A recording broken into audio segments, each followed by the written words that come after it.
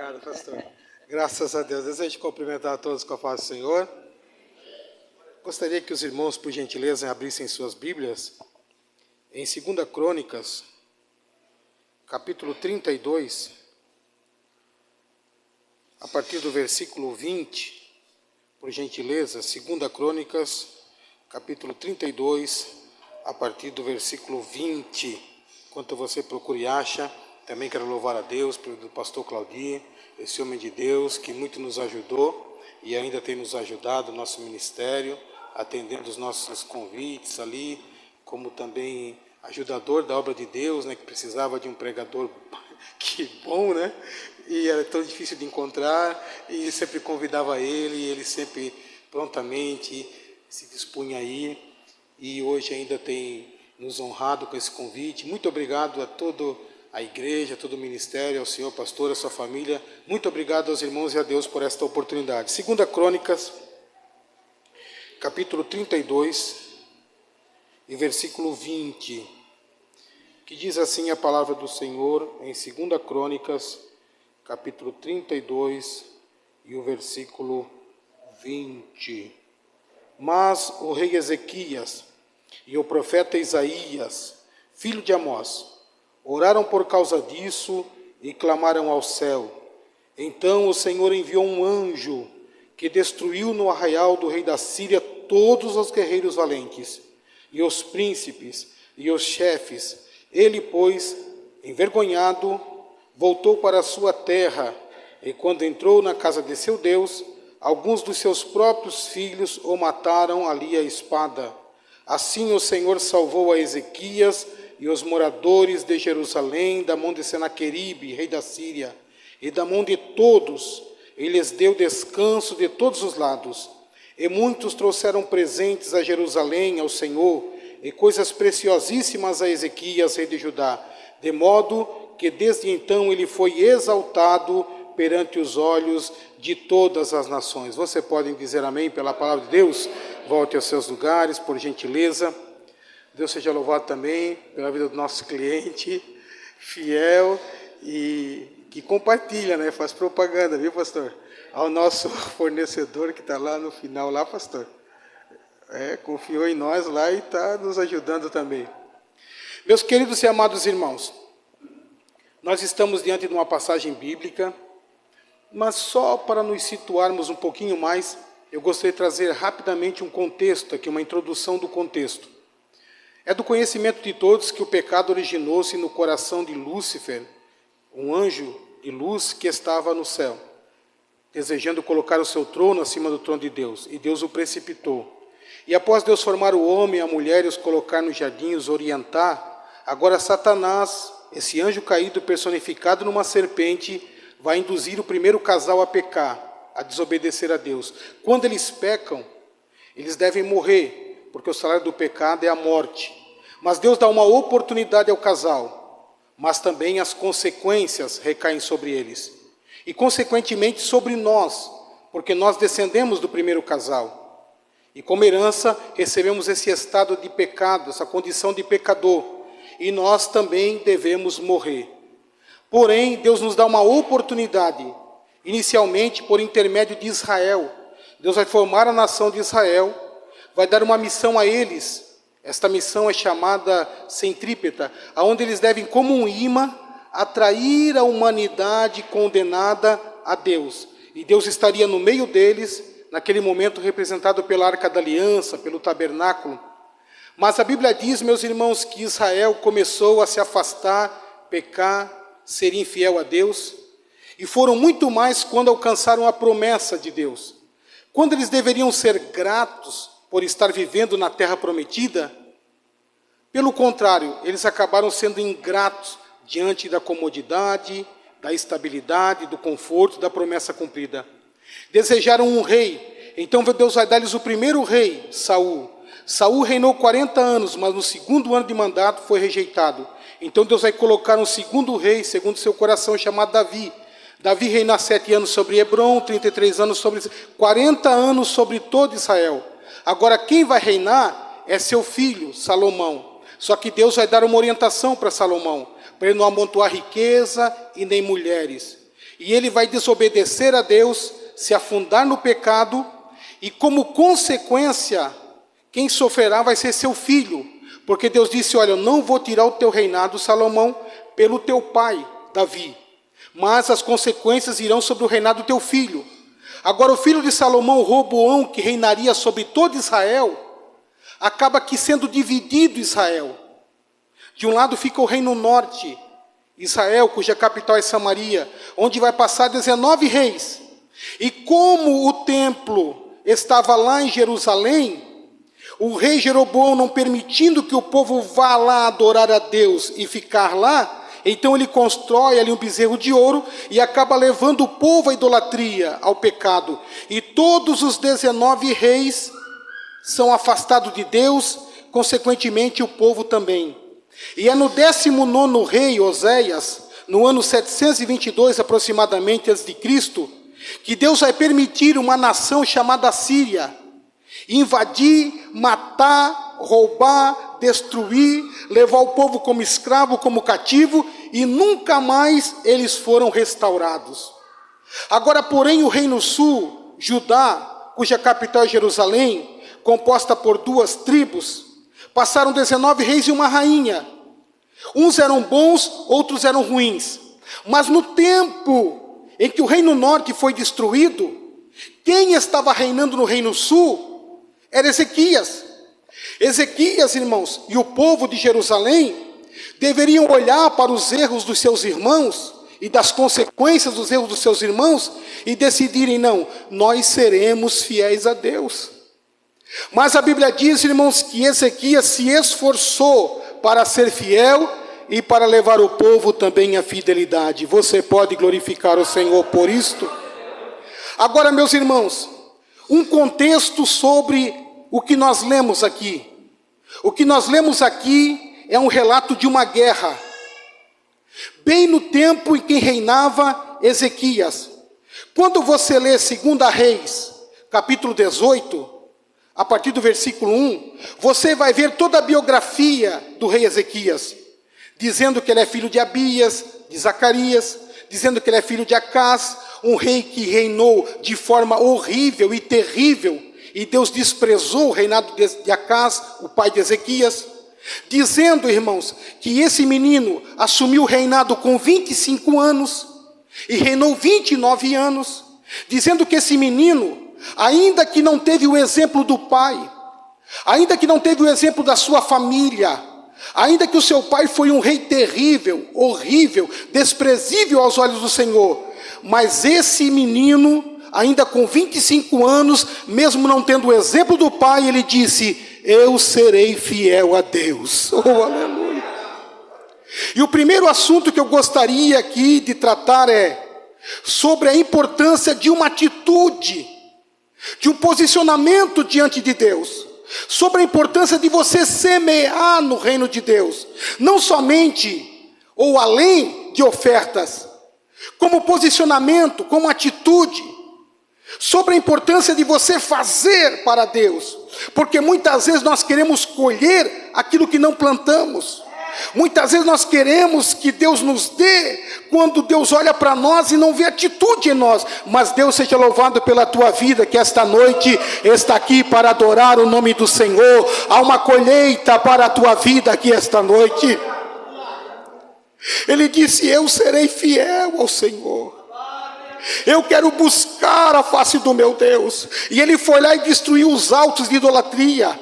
Ele foi lá, irmãos, e começou a consertar todos os altares, até aquela serpente que Moisés havia construído, que se tornou alvo de idolatria, ele destruiu. Ele foi e começou a organizar os cultos, os levitas, os sacerdotes, os sacrifícios, instituir a Páscoa, trazer a palavra de novo para o altar. Ele fez aquilo que Deus tinha expectativa que ele fizesse. O segundo assunto que eu gostaria de tratar aqui é sobre necessidade nossas, mas sobre expectativas ou prioridades de Deus. Muitas vezes nós estamos inclinados às nossas necessidades e esquecemos que existem prioridades. Prioridade é maior do que necessidade. Nós temos necessidade, mas Deus tem expectativas que são prioridades para a nossa vida. Oh, aleluia! Porque mesmo depois dele ter feito tudo isso, dele ter sido fiel ao Senhor, dele fazer tudo o que Deus esperava que ele fizesse, então veio a Síria, que era a senhora do mundo naqueles dias, que já havia invadido Israel e destruído Israel, que era 10 tribos composta. Imagine agora, Judá, Jerusalém, composta por 2 tribos. E a Bíblia diz que ele veio e começou a separar, a subjugar, a acampar, a se apoderar de todas as cidades fortes. Então ele chegou diante de Jerusalém, que estava edificado num alto monte, aonde estava a edificação, o palácio do rei Ezequias. E ele veio e o seu rosto era de guerra. Você, quando faz a vontade do Senhor, você, quando busca fazer a vontade de Deus, semear, ter posicionamento, ter atitude, você não espera um revés, você não espera uma ação do inimigo contra a tua vida, você não espera que Deus permita algo contra você. Mas Deus permitiu contra Ezequias, mesmo ele fazendo tudo certo. Aqui eu entendo, irmãos, que mesmo que estejamos na presença de Deus, não estaremos isentos de passar por dificuldade. Mas tem uma coisa, na dificuldade, Deus conosco está. Oh, aleluia! Você está vivendo um momento difícil? Você está vivendo um momento de dificuldade? Pois Deus te trouxe aqui para te dizer: eu estou contigo. Oh, aleluia!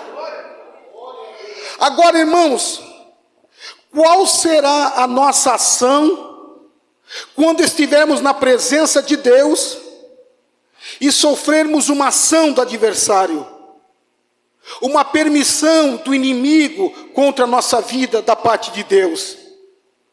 Ou de estarmos na presença de Deus e passarmos por um momento difícil. Ezequias não era perfeito, mas ele é um exemplo de alguém, de uma pessoa que teve atitudes acertadas.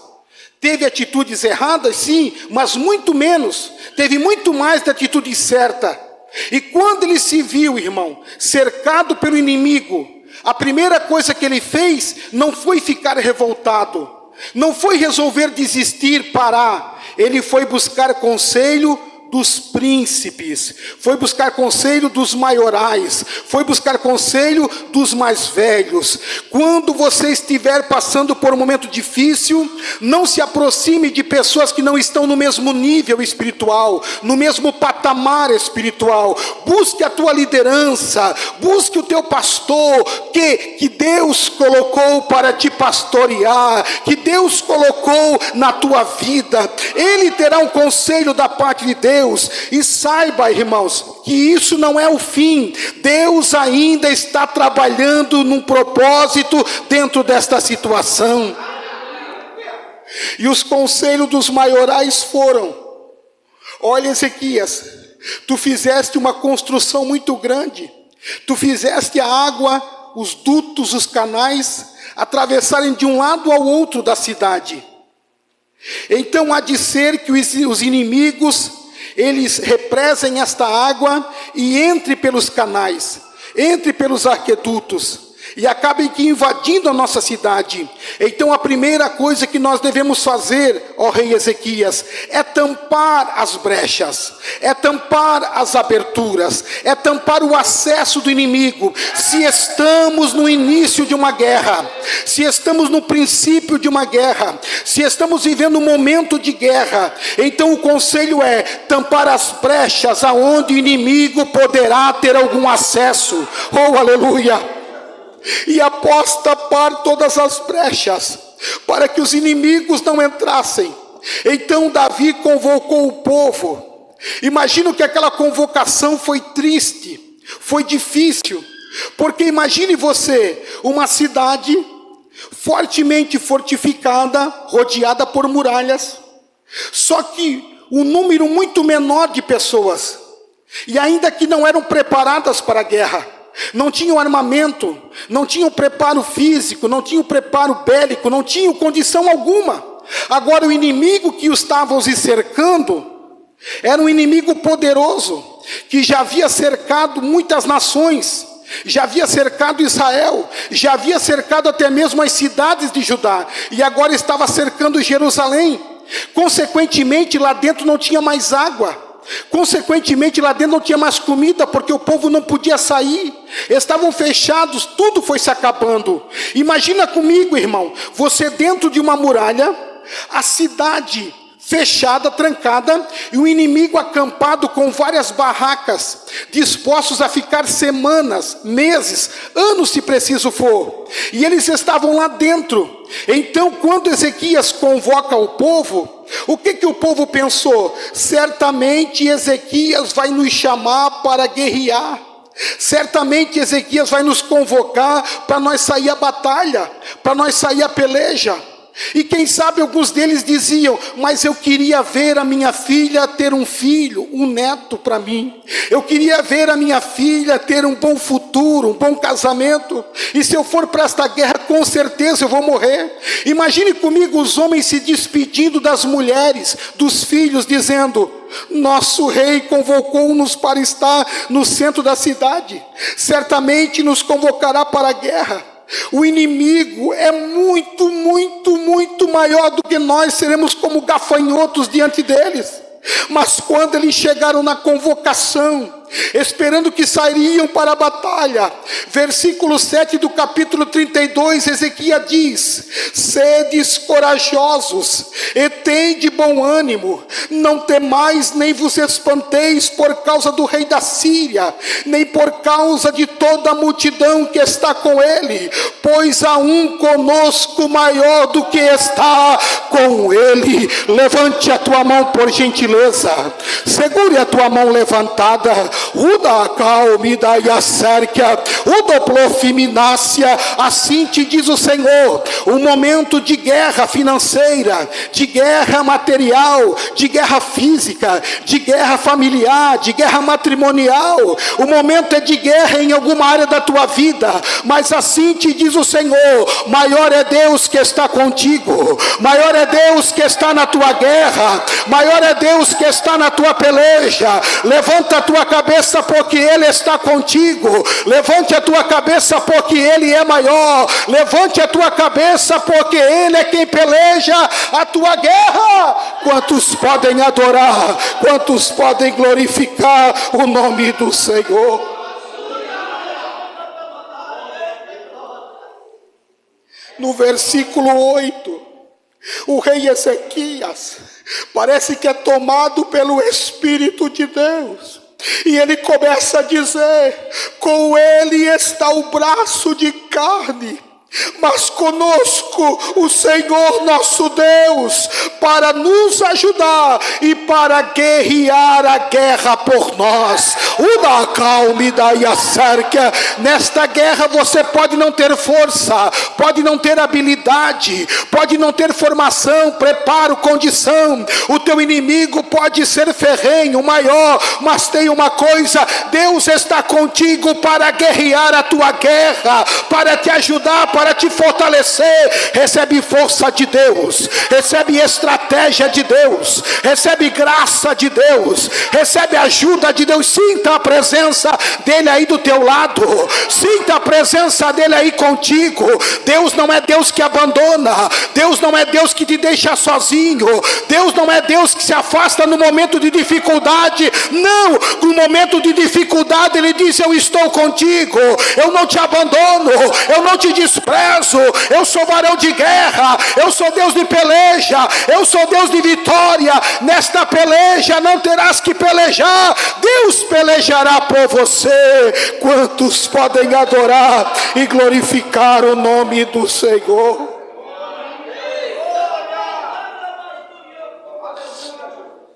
E a Bíblia diz que o povo então descansou, construiu armas para a defesa, construiu armas para o ataque, e descansou nas palavras de Ezequias.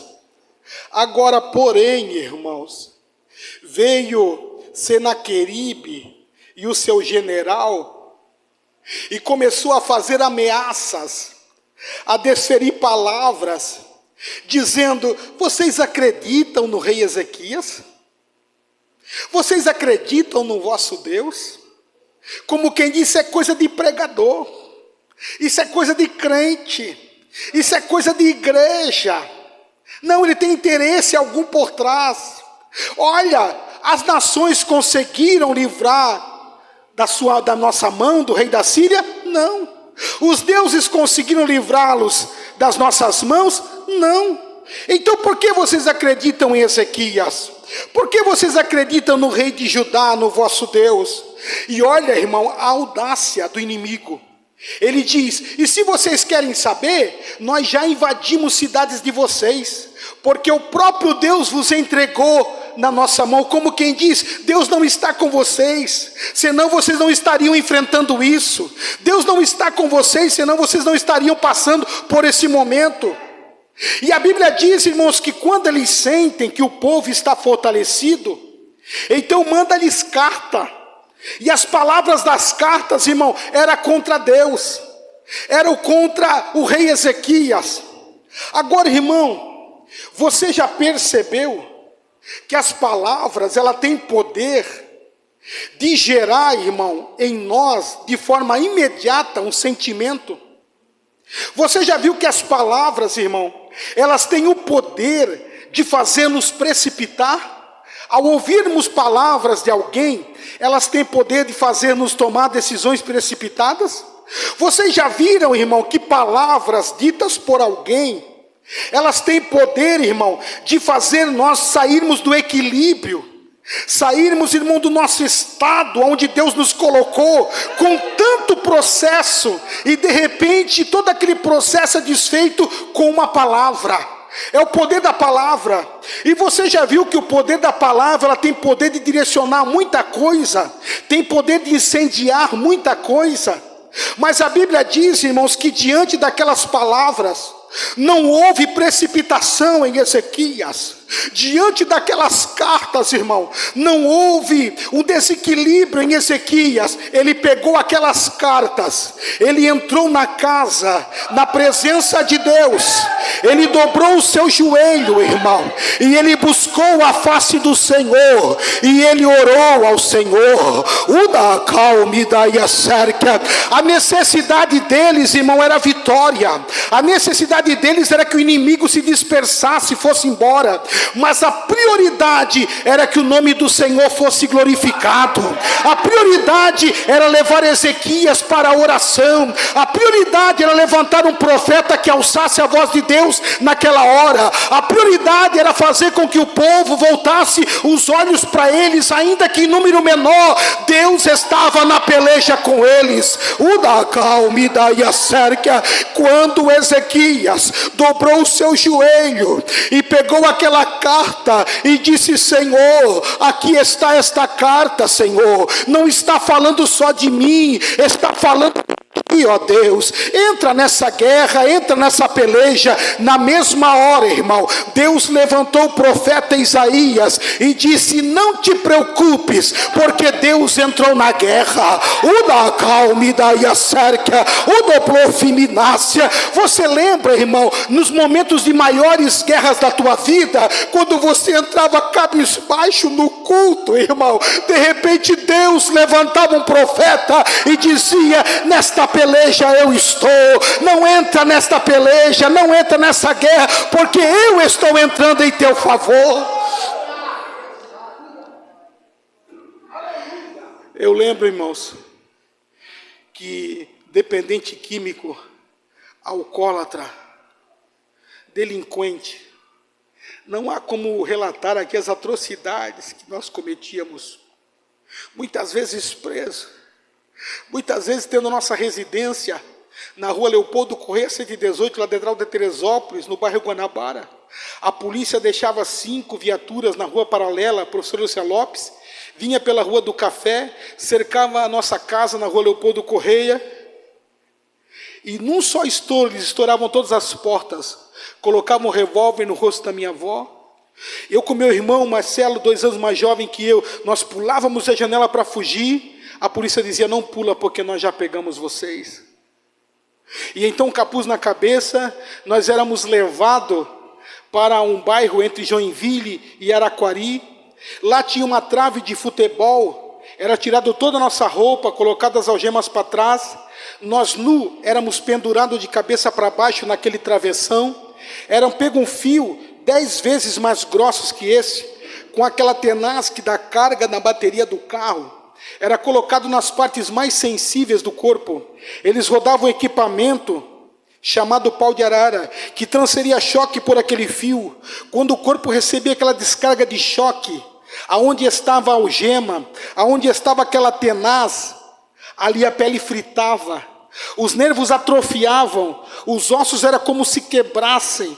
1 hora pendurado naquele pau de arara, porque naquela época a polícia era violenta, hoje não é mais, é uma benção, e nós éramos delinquentes, merecíamos aquele tratamento.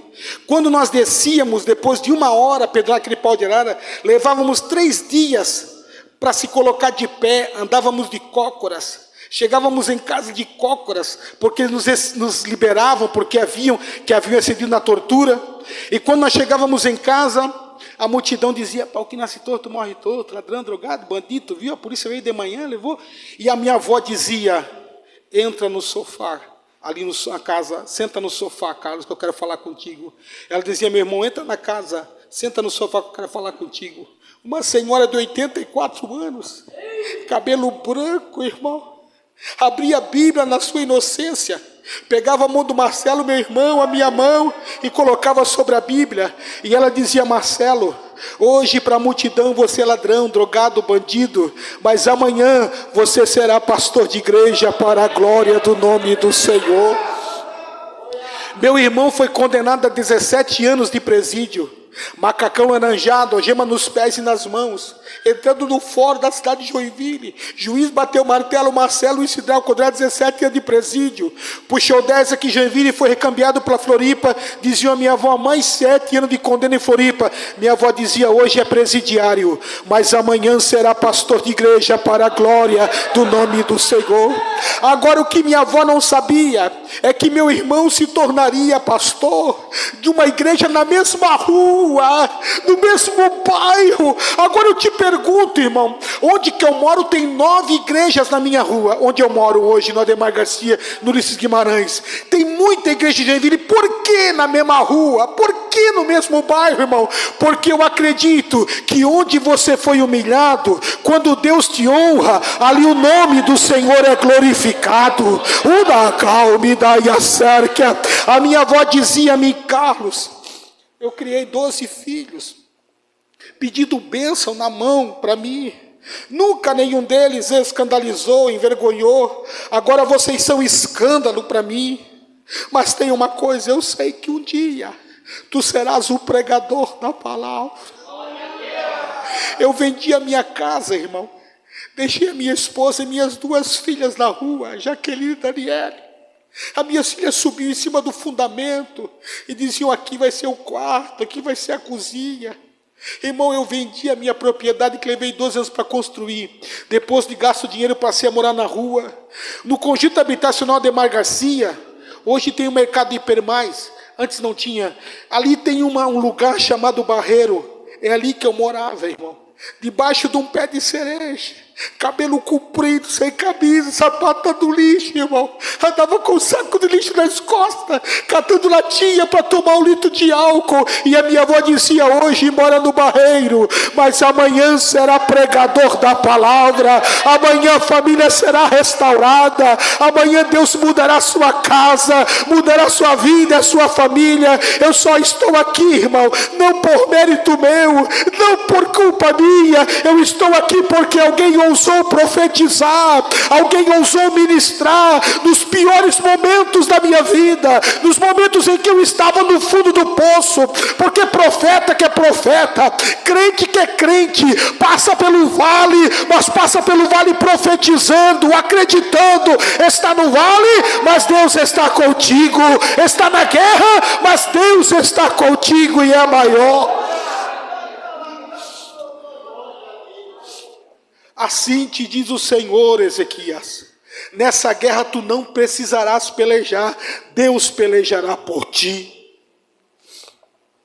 E eu encerro agora dizendo: Ezequias creu na palavra do profeta. Ele foi para casa E enquanto ele dormia, o Senhor mandou um anjo. Lembra o que Deus disse? Jesus disse para Pilatos: se eu quisesse, eu pediria uma miríade de anjos. Não, ali só foi um anjo e matou 185.000. No outro dia, quando eles saíram para a batalha, não tinha guerra, só tinha despojos. Só tinha ouro, só tinha prata, só tinha arma, só tinha, irmãos, cabana, tenda, roupa, utensílios, irmão. Aquele povo, irmãos, que um dia estava para morrer, no outro dia estava cheio de ouro e prata, vivendo os despojos. Meu Deus do céu, pastor, posso profetizar, pastor? Assim diz o Senhor para este ministério: eu estou abrindo uma grande porta e estou concedendo estabelecimento para este ministério, para esta igreja. O que eu vou fazer será grande, o que eu vou fazer será extraordinário. A princípio será uma porta pequena, mas eu transformarei numa porta gigante, diz o Senhor. Só quem pode adorar, só quem pode glorificar, glorifica o nome do Senhor. A Bíblia diz, irmão, que depois daquela guerra traziam presentes a Ezequias e todo o povo de Judá, todo o povo de Jerusalém. Eu não sei se você acredita em profecia, mas Deus manda te dizer: depois desta guerra, presentes de Deus estão preparados para a tua vida. Deus não quer que você seja presenteado e vire as costas para Ele. Ele permite você passar pela guerra para ganhar estrutura, para ganhar experiência, para ganhar livramento, e após a guerra Ele tem presentes para a tua vida.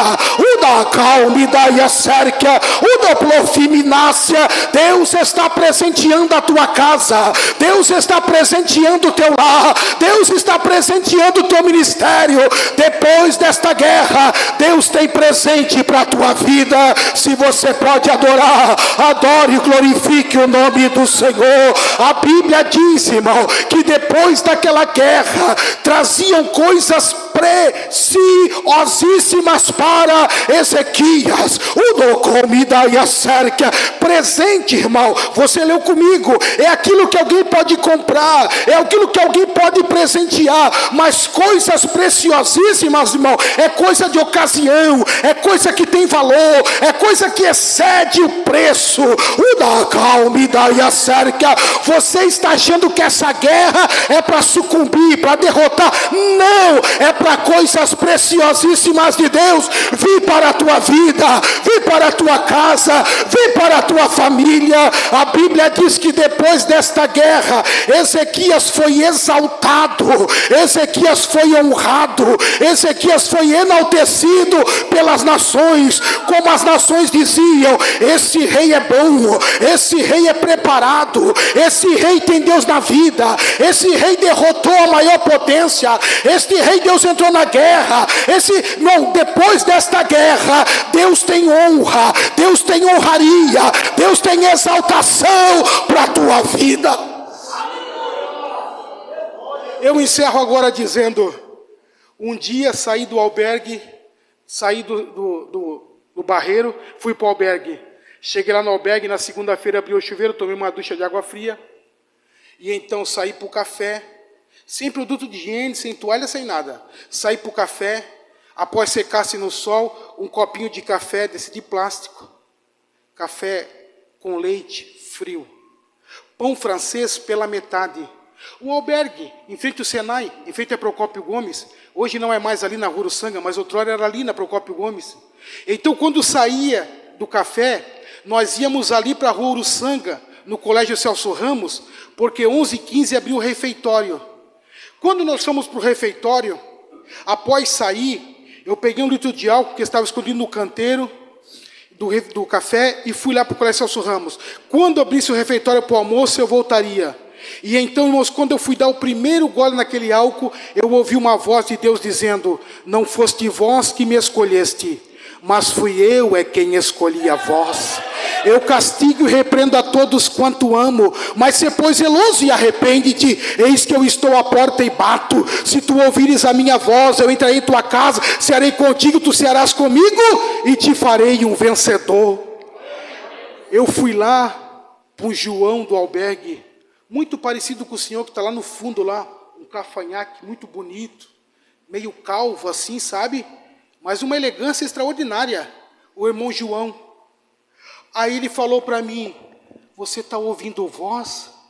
Então é alguém da tua casa que está orando por você. Eu falei: tem a minha avó que é crente. Então vai passar alguém aí, passar a te recolher. 4 horas da tarde, irmão, eu estava caído na brita. De repente encostou uma Kombi. O homem baixou o vidro da Kombi e disse: mendigo, levanta daí, porque hoje Deus muda a tua vida e a tua história. Eu não tinha força para me levantar, porque eu havia tomado álcool após o almoço, estava caído ali. De repente aquele homem abriu a porta da Kombi, irmão. Quando ele deu a volta pela Kombi, ele não tinha uma perna, irmão. Era cortada, amputada, irmão. A Kombi, o acelerador tinha um parafuso, a bengala tinha uma porca. Então ele encaixava a bengala que tinha porca no acelerador que tinha o parafuso e acelerava a Kombi com a bengala, irmão. Uma adaptação feita por ele. A outra perna tinha um buraco, irmão, desse tamanho, enfaixado. Hoje ele está de cadeira de roda, pastor Antônio dos Santos. Ele foi até lá onde eu estava e disse: levanta daí, porque Deus ouviu a oração da tua avó. Se coloque de pé, se coloque de pé. Levante as duas mãos para o céu, por gentileza, com a permissão do nosso pastor. Levante as duas mãos para o céu. Assim te diz o Senhor: eu ouvi a tua oração. E ainda esse ano tenho presente para a tua vida. Ainda esse ano tenho coisas preciosas para a tua vida. Ainda esse ano vou te honrar e mostrar que eu sou Deus de guerra, de peleja, mas também de vitória. Se você pode adorar, adore e glorifique o nome do Senhor.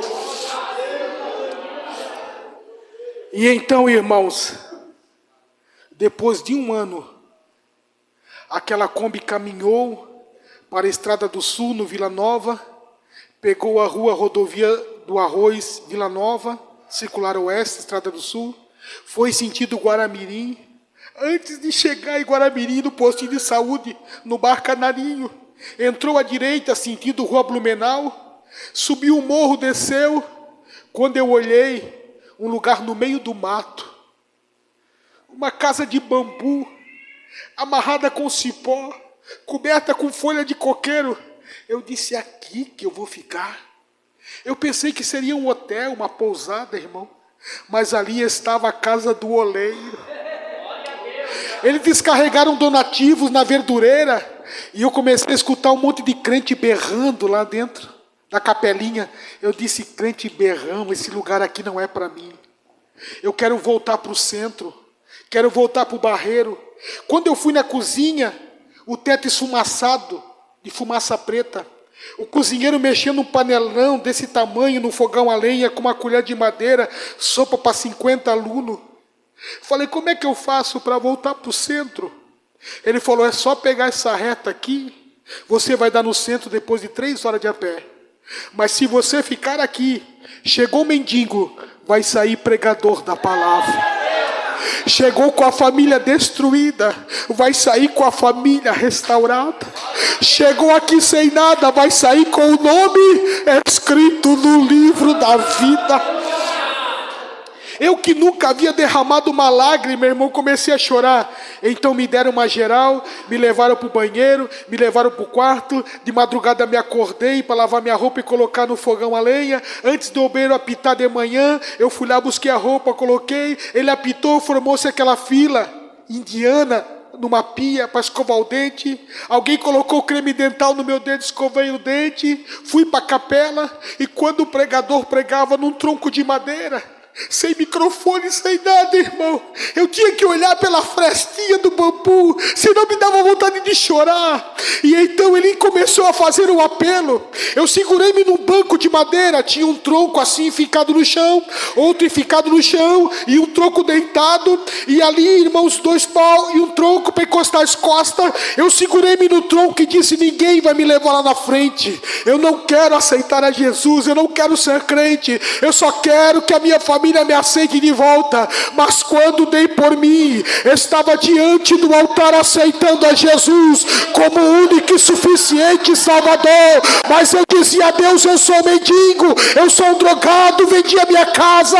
E Deus dizia: conhecereis a verdade, e a verdade vos libertará. Eu dizia a Deus: a minha família não quer saber de mim. E Deus dizia: clama a mim, responder-te-ei e anunciar-te-ei coisas grandes e firmes que tu não sabe. Eu dizia a Deus: mas o meu coração, ele é duro como a pedra. E Deus dizia: mas o martelo, a minha palavra esmiuça a pedra. E depois de 1 ano, eu saí de lá, irmão. Meu pastor me levou até na minha casa. Aqui você vai congregar, aqui é a tua casa, irmão. E hoje eu e a minha casa servimos ao Senhor. Eu não sabia, mas depois daquela guerra, Deus tinha presente, Deus tinha coisas preciosas, Deus tinha honra e exaltação. Naquele momento de guerra eu achei que era o meu fim, mas já estava tudo preparado. Só precisava uma atitude, um reconhecimento, uma fé, um acreditar. Já está preparado, já está nas mãos de Deus. Ele já tem o poder, Ele já preparou. Só basta você crer, só basta você acreditar. O milagre vai. Quantos acreditam em milagre? Só quem acredita de verdade. Posso orar, pastor? Se aproxime diante do altar. Eu estou aqui orando por milagre. Milagre de salvação, milagre de libertação.